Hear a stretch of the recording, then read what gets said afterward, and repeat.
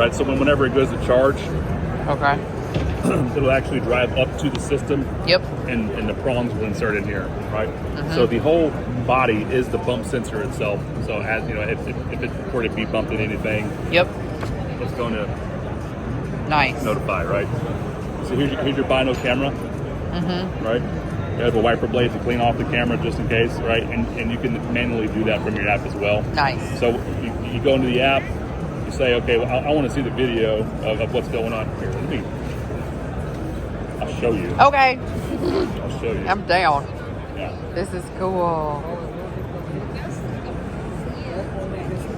And will it tell you when that thing is full? So, Or I mean, I know it drops it off it itself. dumps itself, but So it doesn't yeah, matter. so I mean, it's all based on weight. Yep, got it. Let me see. Here's the app. Since we're here, here's the app. All right, so this is my Yuka at home. I have a Luba as well. I just don't have it set up. Okay. This is my antenna station, which will come with the unit as well. Okay. You have to have that for the RTK. Yep. Coming soon though. And you just set it outside, right? I mean, not just like set it, but step it outside yeah, in yeah. the property. Yeah. Yeah. It does need power, but it's definitely doable. We have videos to show every single thing that you need to do. Okay. It's very simple. Okay. So this is in Alabama. Yeah. Yep. Right?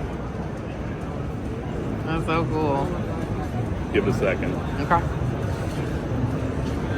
Do it again. Oh, it's had to connect. So now it's working. Now I'm gonna let it get going, and then I'm gonna show you the camera. Okay. Oh, that's cool. So this is a little plot I have in my backyard. So you can choose the area or the direction of mow, right? You can do checkerboard, you can do whatever. You can choose how many times the boulder pass is done, right? So how many times you want to clean it up, you can do all that. This is my fire pit. This is my no-go zone, right? Mm-hmm. Here's Wow. Wow. All right, wiper blade. Boop, boop.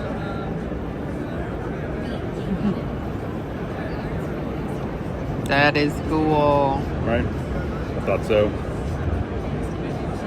I'm trying to hit the rear camera. Oh, it has two. Yeah, it's got one in the rear. Oh, cool. Well, mine does. The newer ones do not, just for the fact of it doesn't really need it, right, because it's always going forward. Right. So, I mean... Oh, cool. Yeah. It's crazy. That is so cool. So, this is the Yuka. Yuka. That's the Mini. Yuka Mini. And how much do these run? Oh, you said $8.99-ish? Yep. Okay. Yeah. Okay. But for the size of yours and what you want, yeah, I really wouldn't recommend even trying to go that way, just for the fact that it's not going to do exactly what you want. Yeah, I do need those leaves, honey. So this is the Luba 2 Mini, which again is the little brother to the flagship of our Luba 2 all-wheel drive. Okay, that mower is capable of hitting 2.5 acres. Oh wow! So 0.37 acres in 4 hours. So the run time is consecutively 4 hours for that unit, anyways. You're probably mowing 1.24 acres in a day, 2.5 acres in 40 hours, right? And that includes charge time and all that stuff. Wow. On top of that, the slope that it can reach is again. Yeah, because it's all-wheel drive. That's so cool. Another cool feature of this mower as well is the Omni wheels, omnidirectional. Okay. So you have axial play and radial play with the wheels. Right? Yeah. So as it's turning, yeah, it's not damaging turf. Right? Yep. So you can see it here, right, as it's turning around. Yep. You can see, right? Yeah. Oh wow. I'll show you the bottom of this one. Okay. I'll show you this one first. Okay. This is the Mini. Oh wow. Mini, right? Wow. Very simple. So simple. So for I would say once a month, or depending on what you want for your mower, change the plate once a month. Once a month. Okay. Yeah. And I saw that, but I missed the price on how much those are. They're like $24 okay. for a set. Okay. Or for 2 sets, I believe. Okay. But it's the mower also comes with like 2 sets of plates as well. So to start with. Okay. But again, we'll be paying anybody to do it. So trust me, I'm so happy. Yeah. And then on this one. Oh, got it. Oh, it has 2. Okay. Dual disc.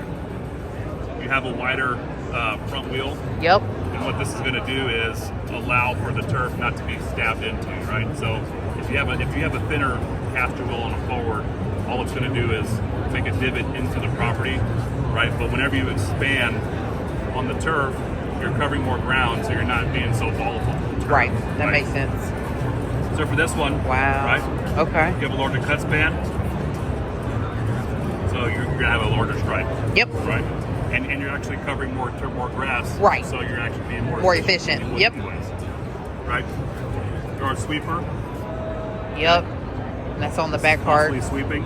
Yep. Right. This will also add to your stripe as well. So it's got a built-in roller. Okay.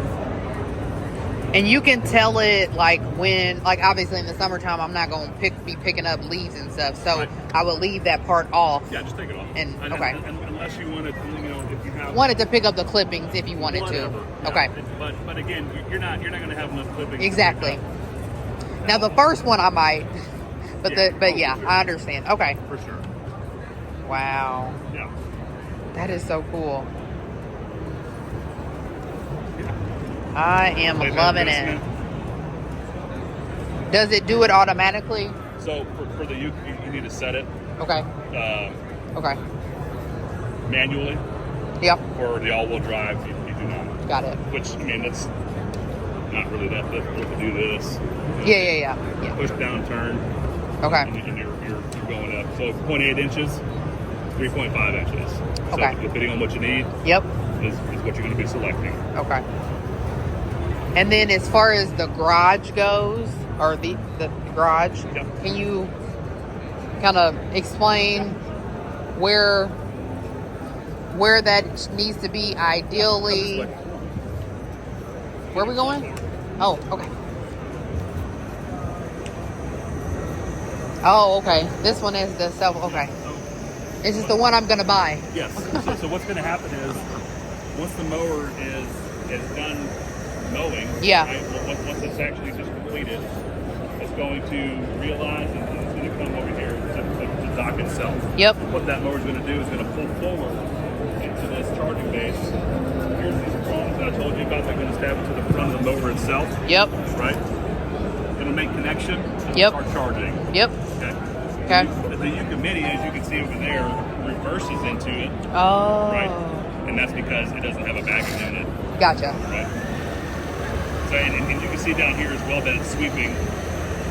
And then you have your plot of where you want to dump the clippings. Yep. Which is right here. That's kind of where we have it at. Yep. And then, I mean, if it'll reach over here, you can see what it's picking up. Yeah.